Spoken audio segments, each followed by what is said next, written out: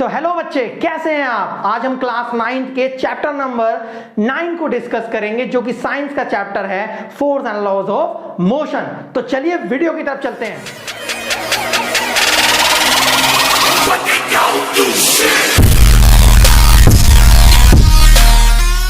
तो बच्चों, सबसे पहले हम इस चैप्टर में जानेंगे कि फोर्स क्या होता है हमारा। ठीक है, तो मैं आपको सिंपल लैंग्वेज में बताता हूं। ठीक है, पहले कि अगर हम किसी चीज को खींचते हैं या ढकेलते हैं, इंग्लिश में कहते हैं पुल और पुश। ठीक है, इज कॉल्ड फोर्स। हम पुल और पुश को ही क्या कहते हैं साइंटिफिक लैंग्वेज में, फोर्स कहते हैं। अगर आप किसी चीज को ढकेलते हैं या खींचते हैं तो उसी को ही साइंटिफिक लैंग्वेज में फोर्स कहा जाता है। ठीक है, तो डेफिनेशन की तरफ चलते हैं। और आज मैं बता दूं आपको, इस चैप्टर में हम force and laws of motion के बारे में बात करेंगे। और जो हमारा ठीक है ये चैप्टर है, ये 2 पार्ट्स में डिवाइड है। पहले हम पढ़ेंगे फोर्स के बारे में, देन हम नेक्स्ट पार्ट में पढ़ेंगे हम लॉज ऑफ मोशन के बारे में। अब चलते हैं फोर्स की तरफ। तो हमारा जो फोर्स है उसकी डेफिनेशन है द पुल और पुश इज कॉल्ड फोर्स। जैसे कि मैंने बताया आपको, अगर आप किसी भी चीज को ढकेलते हैं या फिर इसको खींचते हैं या पुश करते हैं या पुल करते हैं, is called force. Scientific language में उसी को ही क्या कहा जाता है, फोर्स कहा जाता है। और जो फोर्स की खोज है वो न्यूटन ने करी थी, तो इसलिए उसकी जो एसआई यूनिट है वो भी न्यूटन ही ठीक है हुई। इट मींस कि उसकी जो एसआई यूनिट है फोर्स की वो भी न्यूटन है। ठीक है, एसआई यूनिट मींस जिससे हम फोर्स की क्वांटिटी को रिप्रेजेंट करते हैं। तो मैं अगेन रिपीट करता हूं, ठीक है, द पुल और पुश इज कॉल्ड फोर्स, कि धक्का देने या खींचने को ही फोर्स कहा जाता है। अब हमारे पास जो फोर्स है, जैसे कि मैंने बताया, इसकी यूनिट जो होती है वो न्यूटन होती है। क्या होती है? न्यूटन। यूनिट मींस जिससे हम रिप्रेजेंट करते हैं। ठीक है, तो अब चलते हैं ठीक है टाइप्स ऑफ फोर्स की तरफ, जो कि मोस्ट इंपॉर्टेंट टॉपिक है इस चैप्टर का,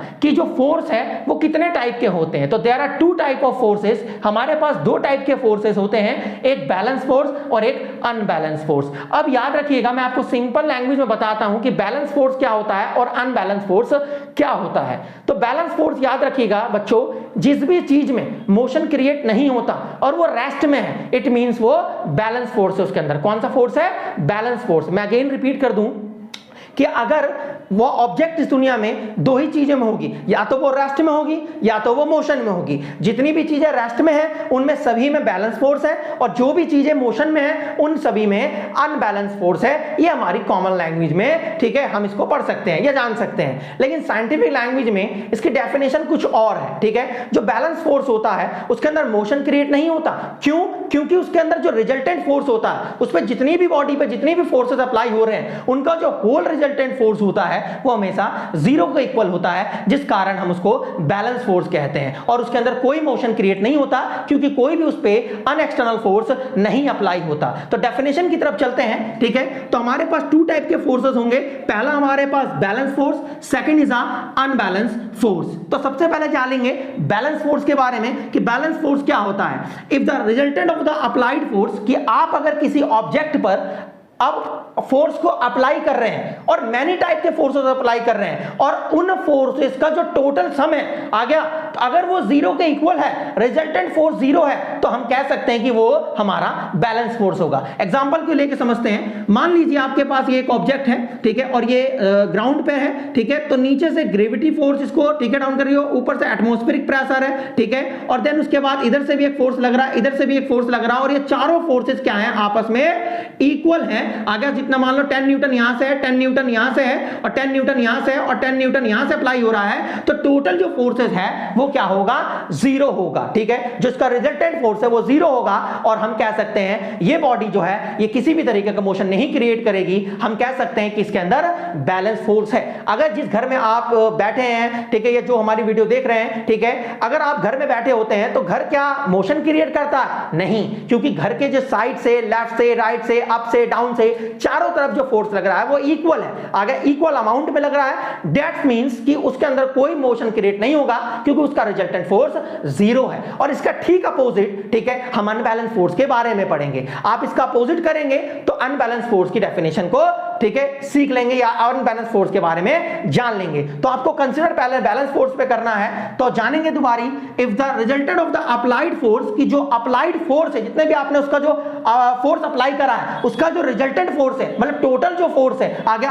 अगर वो इक्वल टू जीरो, जीरो के बराबर होगा, it is called balance force, हम उसको बैलेंस फोर्स कह सकते हैं। फॉर एग्जांपल यहां पर है, ठीक है, अ होम इन रेस्ट, ठीक है, एक घर अगर वो रेस्ट में है तो इट मींस कि वो बैलेंस फोर्स है उसके अंदर, और उस पे रिजल्टेंट फोर्स उसका क्या होगा, जीरो। तो हम कह सकते हैं वहां पर वो उसमें कौन सा फोर्स है, बैलेंस फोर्स है।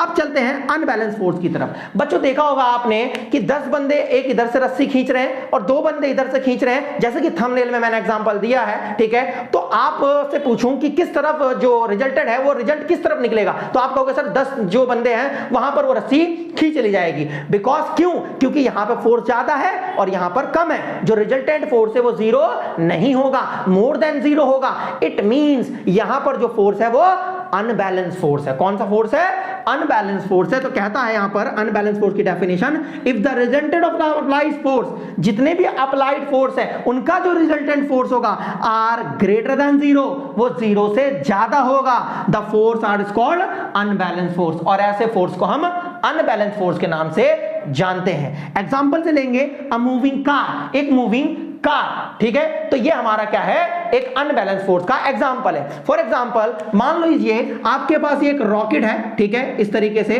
ठीक है, ये रॉकेट है हमारे पास और नीचे से ये फोर्स लगा रही है, तो जितना फोर्स ऊपर से लग रहा है नीचे से वो कम लग रहा है, ठीक है, और ऊपर से ज्यादा लग रहा है, जिस कारण मूवमेंट जो है उसकी अपवर्ड की तरफ है, और इसका जो रिजल्टेंट फोर्स होगा, ठीक है, वो हमारा क्या होगा, ग्रेटर जीरो होगा, मतलब जीरो से ज्यादा होगा, जिस कारण जो मूवमेंट है रॉकेट की वो ऊपर की तरफ है, इसी को कहते हैं अनबैलेंस फोर्स। आई होप आपको ये टॉपिक समझ में आ गया होगा, ठीक है, और हम नेक्स्ट वीडियो में लॉज ऑफ मोशन के बारे में डिस्कस करेंगे।